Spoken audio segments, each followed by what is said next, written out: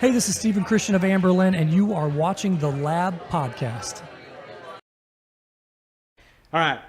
My next guest is a good friend now that I love to steal as much time as I can steal. So we've been delaying this just so that I could ask more time of you. But he is a husband and a father. And I said when I introduced you to the people who are following us that you are a humble and one of the most extraordinarily capable leaders that I've ever had the privilege to know. And so it is an honor to get to share this time with my next guest, Todd Morris. All right. Thank you.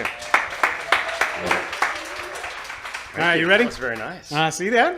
Is it all going to be easy? Nice. Plus for coffee. Yeah, just softballs all night. Good, yeah. So here's where I want to start the conversation. You are a rock star. We had a rock star of a different sort on last time, but you are a rock star in the corporate world and rocketed from a very young age right up to the very top of the corporate ladder. And at 47 years old, Todd found himself leaning against what you told me was the wrong building. And that is the story we're going to walk into. And tonight, I want to get into it, but I don't want to rush into that story because just what I just said, rock star, corporate world, top of the corporate ladder, immediately we start to build an assumption about who you are. And that's not right. It's not fair. And I don't think it's always true. But in our mind, we think you're born in the Northeast. You're the best looking guy on the planet, which Kristen thinks so. True, Yeah. Sure. He's a pretty handsome man. So for those who aren't live, Todd Morris. But Todd's a good looking guy. And we have these assumptions that you're born in the Northeast to royals and your school's paid for. Somebody vouched for you. You got in the back door, Procter & Gamble. And of course, and it's almost like an eye roll for those of us who maybe feel like that. Well, that's not our story. And what do I have to learn from this guy who has it made and he had it made from day one? And so before we get to the top of the ladder, I feel like we just need to let some light in and kind of deconstruct that myth because I don't think it's true for your story and certainly not for other folks who are working hard and have found themselves in strange places. So take me back to hometown. Take us back to hometown, 12 years old, and a story you told me about your garage and being in your garage. And if you could just take us there, 12 years old, hometown, and open our eyes to the other side of the story that maybe I didn't put out in the bio. All right. Well, so Tipton, Indiana, it's not even on the map in a lot of places. 5,000 people, a lot of hog farms. My grandfather lived up the road, and so up a little gravel driveway was our house. Funny story about Tipton, it actually had a gas station combo restaurant, and it was Cheryl's. Eat here and get gas. So everyone always knew, oh, you live at the Get Gas place. So I was like, yes. Yes. So this little small town with a pork festival, Miss Pork Cuisine, is where I grew up, working in the garden, living in the middle of the country, RR3. We didn't have an address. It was RR3. And a little ranch house. And at that point, I was the youngest of three kids. My brothers were all gone. They were 10, 12 years older. So my mom and I and my dad lived in this house. My dad had a couple heart attacks at that point. So he was in his 40s and had a couple heart attacks. So his health was failing and kind of struggling. And so the house was kind of not getting maintained. And winters in Indiana, which for you Floridians and other places, you don't know how bad it gets in winter. We lived so far in the country, you didn't have gas or a trash service. You had a big can in the back that you would have to take the trash and dump it in and then light it on fire and cover it to hope that the smoke wouldn't come up and like burn your house down and stuff. But we hadn't burned the trash in a long time because Dad didn't feel so great. So the bags of trash had just been thrown in the garage. The cars were outside. And this particular day, the amount of trash got so big, it was just easily like 50 or so bags of trash that had been in the garage. And there were different mice and other critters and opening and maggots and all this stuff in the garage. And I just was so angry that this is where I was, and it was just nasty. So I don't know why you wanted to start there. Why start there?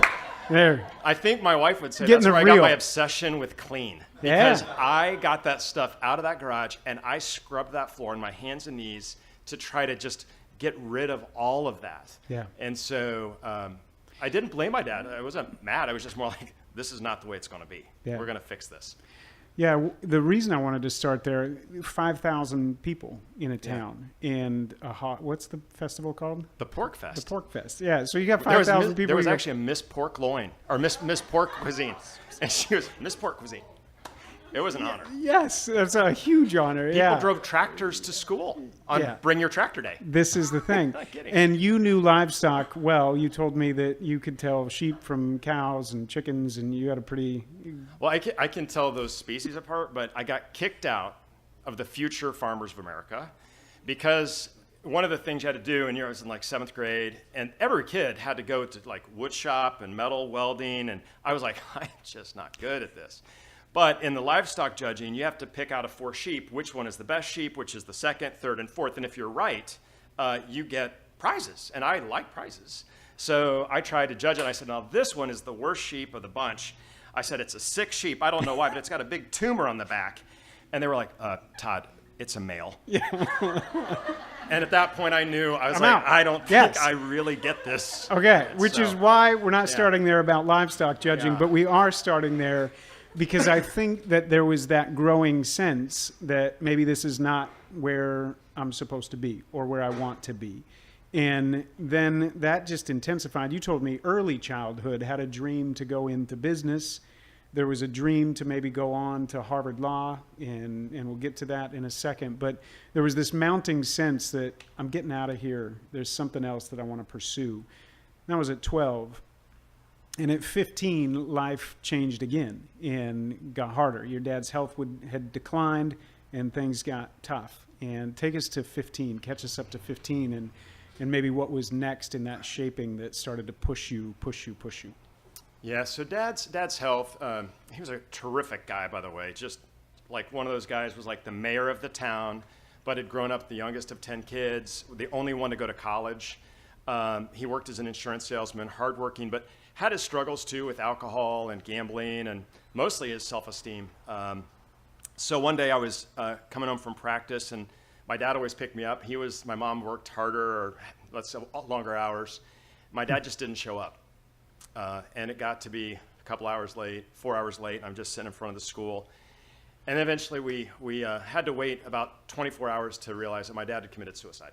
He had just decided he was done. And so that was a reality that we had to deal with at age 15. And yeah. And there was a sense, and I think this is why it's important. Because again, at first glance on a resume, when we see you only at the latter side of the story, we miss all of this context. But here's a kid who's 15 years old in a small town, who's just experience after experience felt that push. And then you have this tragic loss, and there's a whole nother conversation there. And so thanks for letting us get a glimpse of the real side of that. But you talked to, even today, you said you talked to your mom and kind of were remembering back to that story. And there's something powerful that became the theme. We said we were going to talk about enough. Yeah. And I want to, if you're willing to go there now, to just talk about where that seed was planted, because I think it did light the fuse then to go. And some of this you don't realize until you sit down with him, and he's like unlocking things in your head. I'm like, do I have to pay you for this insight? But so truly, and he's like, yes, you do. So like I said, my dad was this awesome guy. Like, he was president of the American Legion. He was president of the Association for Retarded Citizens in our town. He was the responsible. He was actually what is that called? Basically, he took care of his ailing elders, even uncles and aunts. Incredible guy. Someone said he'd give you the shirt off his back, even if it wasn't his, or if it was his last one. Like, he just had a great heart. But he ultimately, he felt he had grown up on the wrong side of the tracks in Tipton, Indiana, which, as if the whole town wasn't on the wrong side of the tracks. There's only two sides to that. I'm just saying. So, but he had always wanted to go away, and he always wanted to go to med school, but his mom had taken all the money. He had bagged groceries from the time he was 12 years old. And when he went to enroll in college, his mother, who was a sweet lady, said, I'm sorry, your brother had a tax problem, and I took it all out. You don't have it. And so his dreams of what he wanted was gone. And so my grandmother, my mom's mom said this story of how he came out and he just was weeping. And he said, every dream I've had has just been taken. I've been working from this since I was 12 years old. So in him, he had always wanted that. And then kids happened and he was selling insurance in our town. But he was always reading some thick book in a chair. So I'm painting this picture of a guy who was so awesome. And on his funeral, in a small town, real small town, there were people lined up 3 city blocks in the rain to come and show their respect to the guy who felt he was so alone and didn't matter. And he was so struggling with he gambled away all of his retirement without us knowing, and he was drinking during the day because he was depressed about his heart, and he had all these problems, but he was loved. And I don't think he ever felt that or knew that. And so we got this letter, and of course, as a 15-year-old, you first think, what's going to happen to us? Like, what's going to happen? And then you feel abandonment. I felt like you just left. Like you didn't love me. Like, am I not good enough for you? But he left a letter that was basically telling my mom how much he loved her and all my brothers and me too. But his last line was, he said, my history and that shadow will never leave me. I'm never enough. And so this whole sense of, if this man had known, like, I think, if he had sat at his own funeral, I think he would have been like, oh my goodness, I matter to so many people. But he never saw that. Yeah. And he had gone away, we went to church, but I think he had kind of forgotten that God's love is enough. And so that was his story. And I think for me, the shame of a small town, everyone talks, everyone knows your business, worse than South Tampa.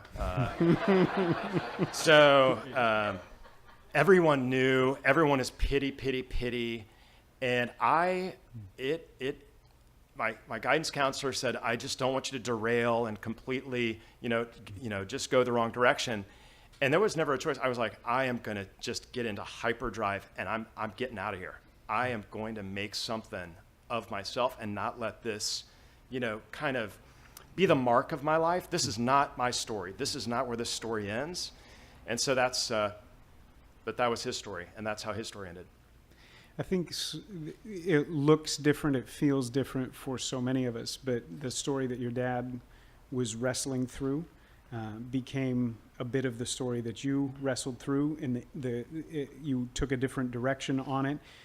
As I listened to your story the first couple times, there were things in my story where I thought, no, there's things early on that impact us, and we start to ask that question where we say, I want to be enough, and we define it incorrectly, whatever it is, and we just tuck our shoulder and go. Yeah. And that's what I heard you saying is there's that echo from I'm not enough, and you say I'm going. And that, like I described, that fuse gets lit, you tuck your shoulder and you go. And the dream was Harvard business, but again, it wasn't handed to you, so you ended up having to work and go to school and went to college, and yeah. Yeah, well, I mean, Harvard was always a dream, but it was kind of the mark of, hey, it's the top, and so I was like, that's where I want to go. But that'll be enough. The reality when Dad, died, like, we didn't have much money before, but we for sure, Mom would actually sometimes come and say, like, okay, we have $20 this month for food.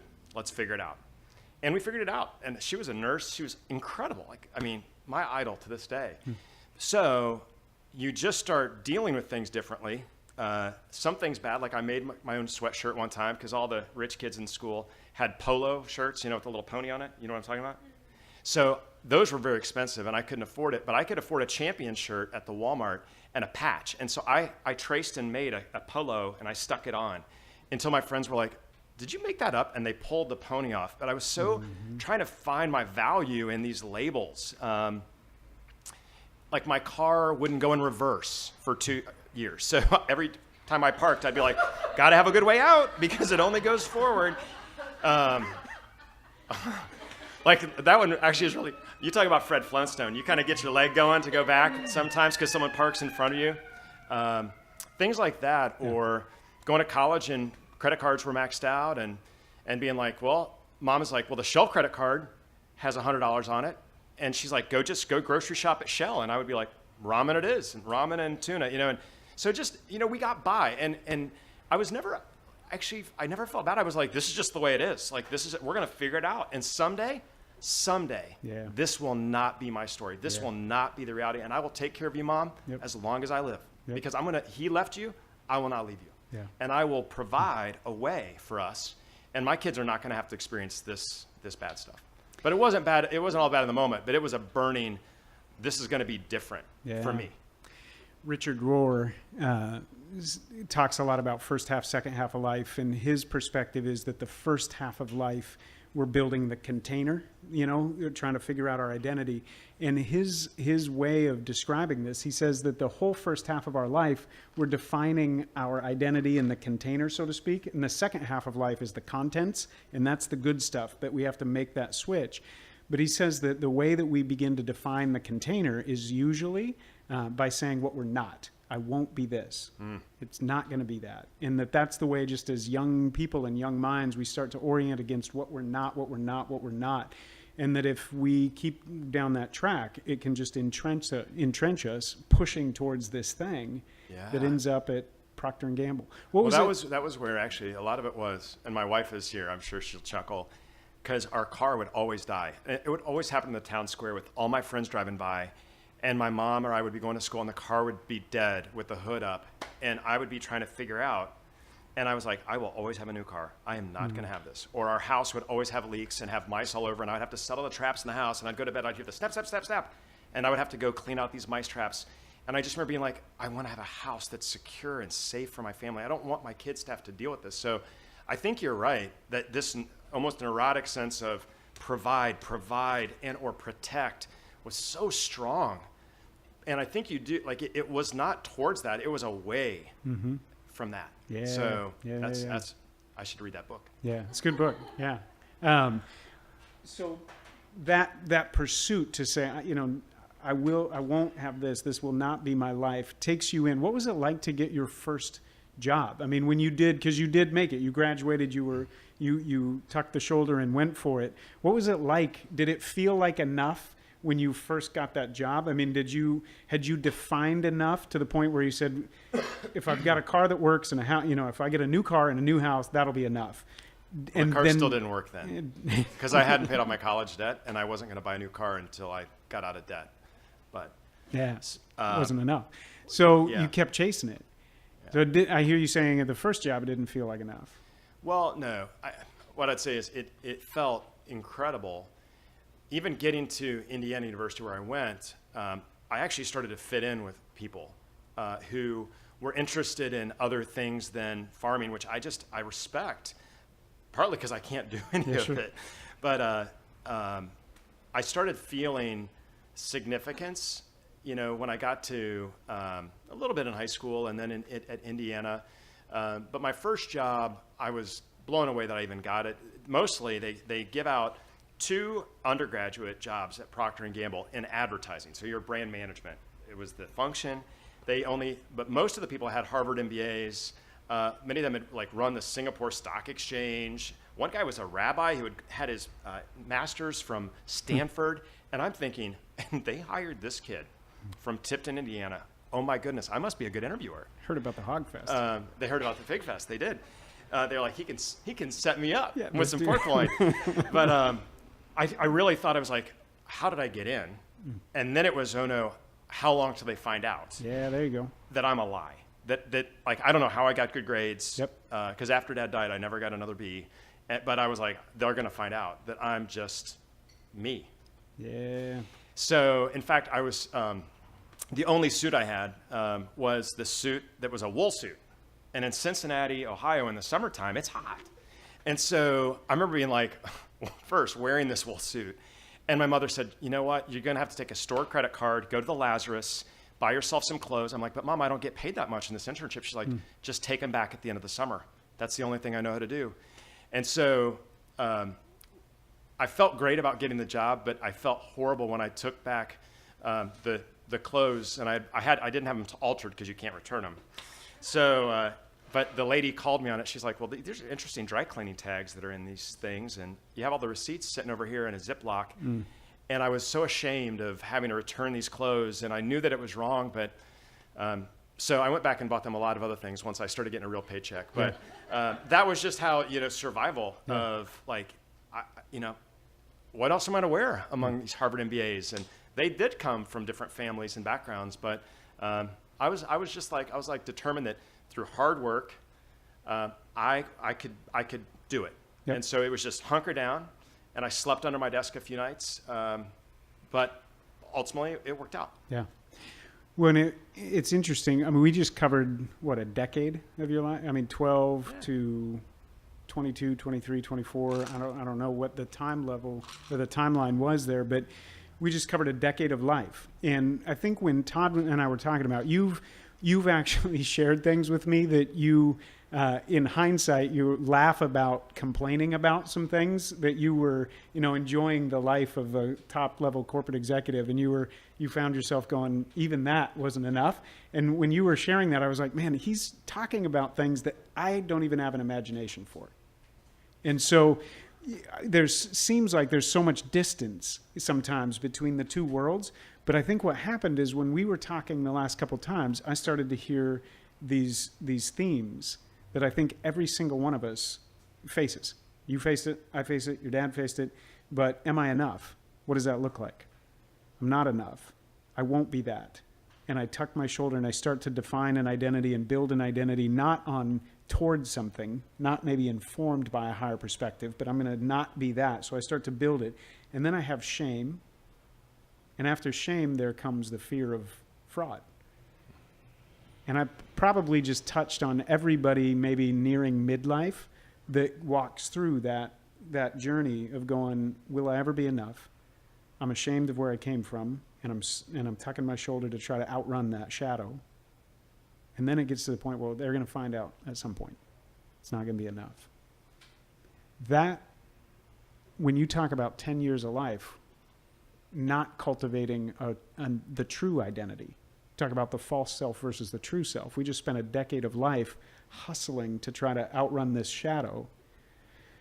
Take us to nearing this midway point, this 47 point, when that identity that had been built, that container that had been built, started to not be enough. You started to say, this is not what it's all about. This is not. What was it that kind of started to crumble? Or maybe it was Kristen that said, you're losing, in your pursuit of being enough, in your pursuit of trying to move us down the road in that perspective, or keep climbing that ladder so that you find the top. What started to diminish, or how did you become conscious of the fact that there's something else that I'm not either attending to or that's diminishing, actually? Well, it's a great question. I wish there was a moment or one symbol. I think what it is that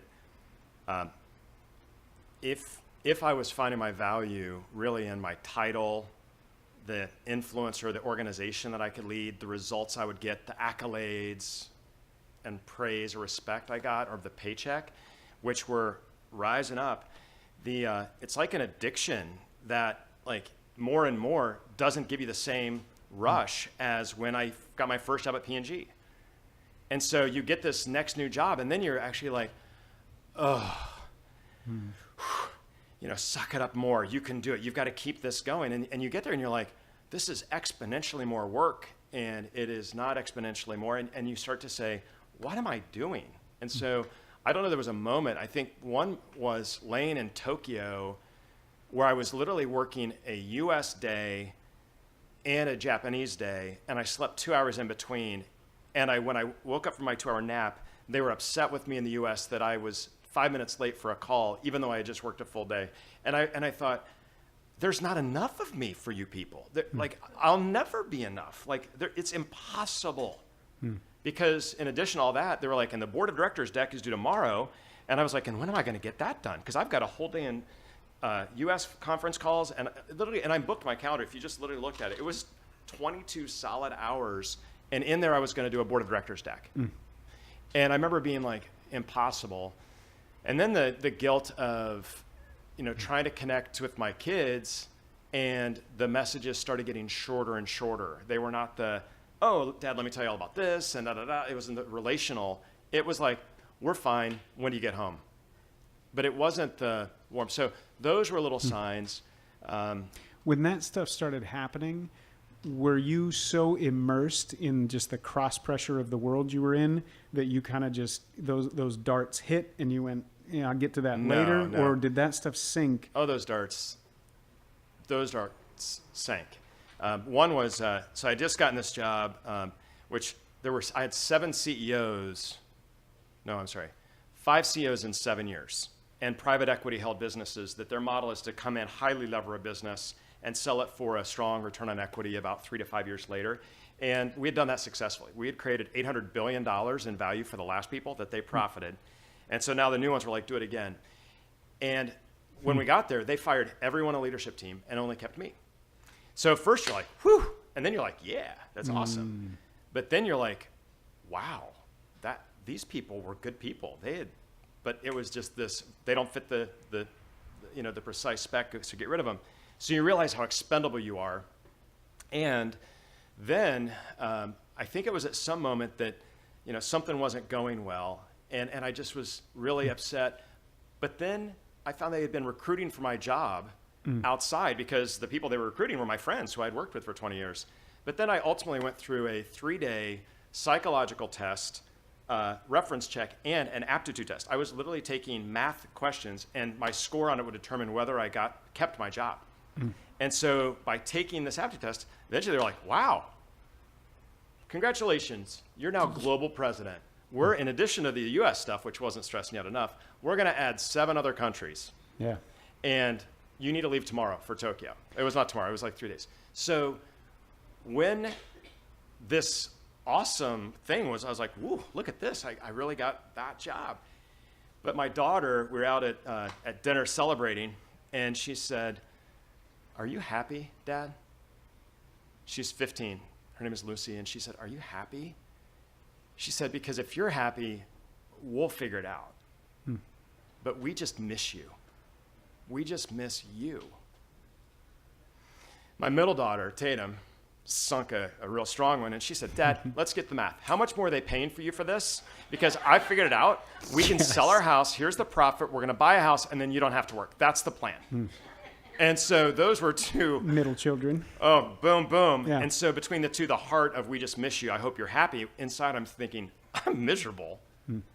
And then my loving wife said, she's like, Todd, I married you. I could live in a cardboard box. As long as we're together, that's all that matters. So these were very strong signals that the things that mattered were not where I was putting my attention. And where I was putting my attention was a place where it was very sterile business, and it had changed from the business that I had joined before. And so those were signs, and let's just say God kept turning up the volume because I'm a little dense. And he kept being like, let me give a 2x4 and smack you upside the head with certain things. So it definitely, God was consistent with me that he had me, he wanted me in a different place. Help us out with that, because that sounds great.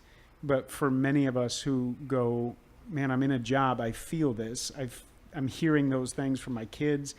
How did you, when did you discern, no, this is, my wife is telling me this, my kids are telling me this, and then this is God telling, what does that look like? How do you hear from God on that? What does that look like when you start to get all of those voices saying the same thing? So what it looks like is the Holy Spirit inside of you, where you just feel this knot of, I'm not in the right place. I know I'm not in the right place. And when you're listening to the Christian radio in the morning, the song is just literally pouring straight into your heart, and you start crying on the way to work and I was like, how much longer can I do this? How much longer can I endure this? And when Kristen would say, endure? This is life. How are you, God doesn't want you to be in a place where you're just enduring. And I used to say, I'm going to just stand with my head in the bucket. I can do this for another 3 years. We're going to get an exit, and then I'll be done, and all this stuff. But what it was God reminding me, and in certain prayer, generally on an airport somewhere, he would say, have I not been faithful to you? And he would remind me of all the times where God led me to a pivot in my life. And whether it was an engagement that was broken off, where she said she dumped me, Thank you, Kristen, for staying. But I was dumped, and he's like, that felt harsh, but it was right. And there are all of these instances where my father's death actually helped, like my life turned out. He used hardship for good. And so it was a lot of times of prayer of, I'm here. I'm here. Are you trusting me? So a lot of that, and also like, there were other obvious things of people's actions that I was working with that was an obvious, this goes against my faith and my values, and I will not take part in it. Yeah. And I was having those conversations with certain people, not everyone. There were a lot of wonderful people, but there were a few people in key positions that I thought, we are now violating my moral compass, and I'm in a place where this is not what God wants. Yeah. I think one of the things when we were talking and I was starting to imagine this conversation, the whole idea is real conversations with real people whose lives and work put the life and beauty of the gospel on display. Because what you're describing is not just the container, like God does not just build the container. There is a contents to our life, and it's relational. That stuff is the good stuff. That's the relational. And you have to have the container. But your life, in order to get to that, he has to prune. And he says, anything that I prune is going to bear fruit. But that is a difficult place to be, especially when you are up against what seems to be diminishing things, income, influence, status. But to choose to allow that to be pruned so that these other things could flourish. Your relationship with God, your relationship with your wife, your kids, that right there, that's the snapshot of the life and beauty of the gospel. That there are limits. Like our relationship in the West seems limitless, and it's just go, go, go, go, go. It's never enough. You know, get global VP, go get global president, or whatever's next. There's always a next. God's economy doesn't work like that. He says, Sabbath. I'm going to break that cycle. It's not going to be more bricks, more straw. And so he invites us into that, but that's a risky proposition. And I know I want to be sensitive to their time and our time, but I want to go here just for a second. When it came down to decision time, how did you make your decision when you looked around and said, this is the wrong building, and I've gone all the way to the top of this thing, but I want to shift from, container to content, and I want to make that shift. How did you make your decision? The practical, tactical things that you said, if I've got this, I can make this decision. Well, so first I kept praying to God, are you sure? Because it's taken 27 years to get here. And, are you sure? Yeah.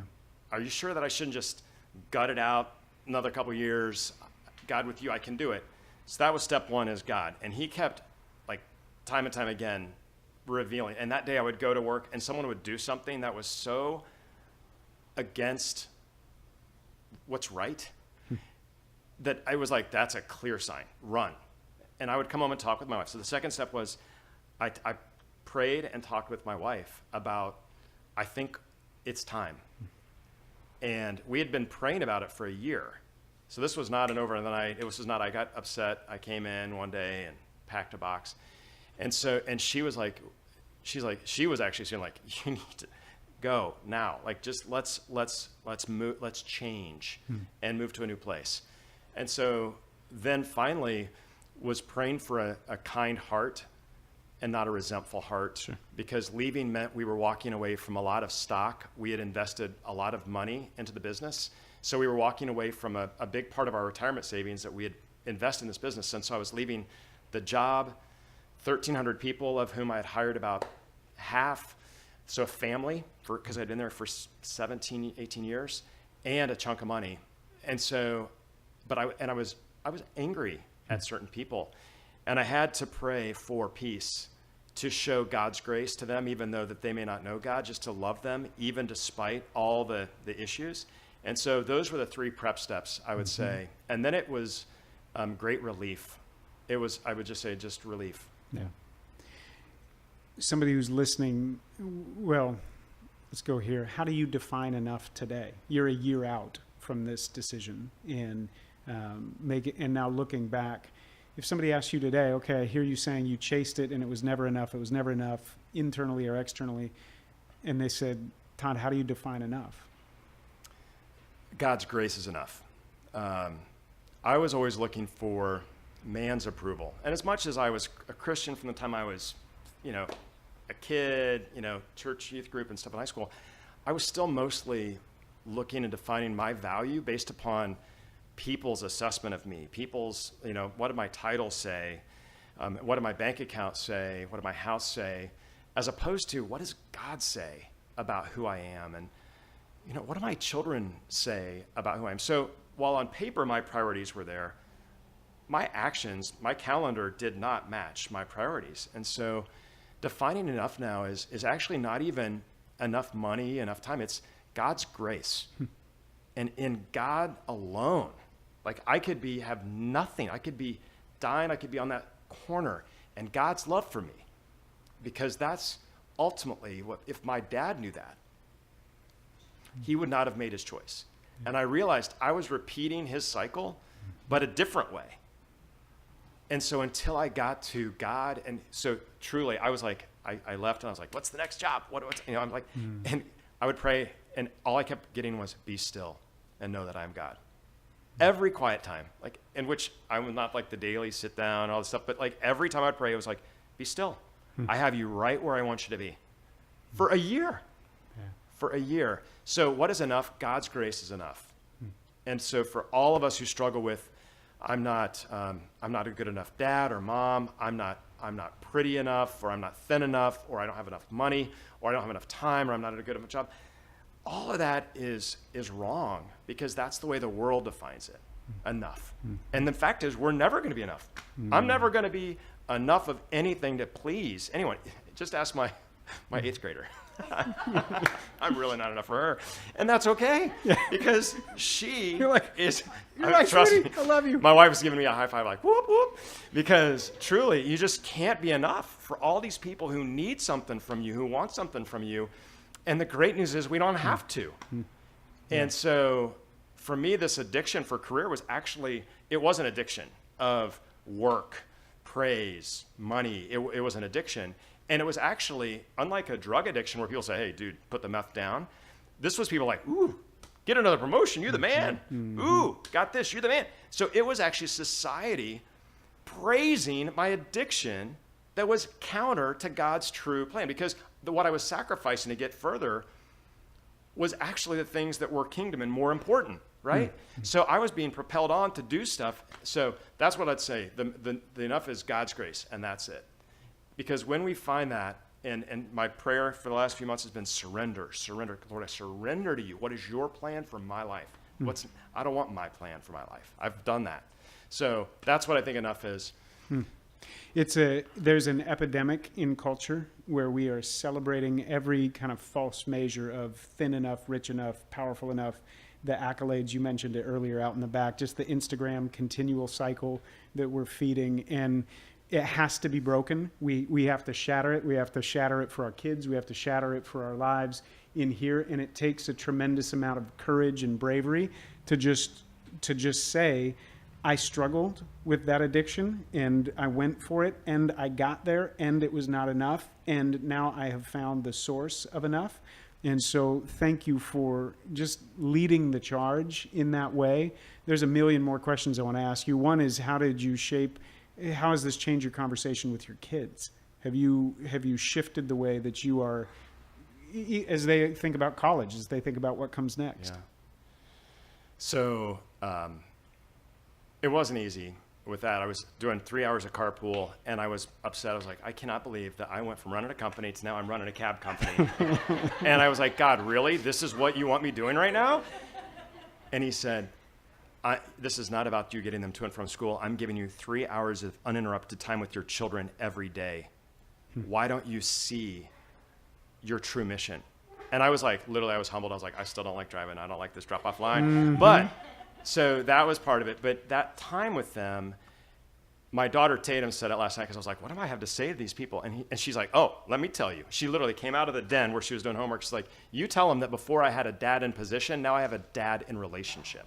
She's like, Dad, now you're here every day to talk about my life. You know whom all my friends are. You know what's going on. You know what makes me sad. You know what makes me happy. And you help me through it. She's like, that is how it's different. And so that, I think, how it's different And so you realize this whole shift of pursuing success versus significance. And when you leave a company, you think you're all that because all these people are, sucking up to you basically, or a lot.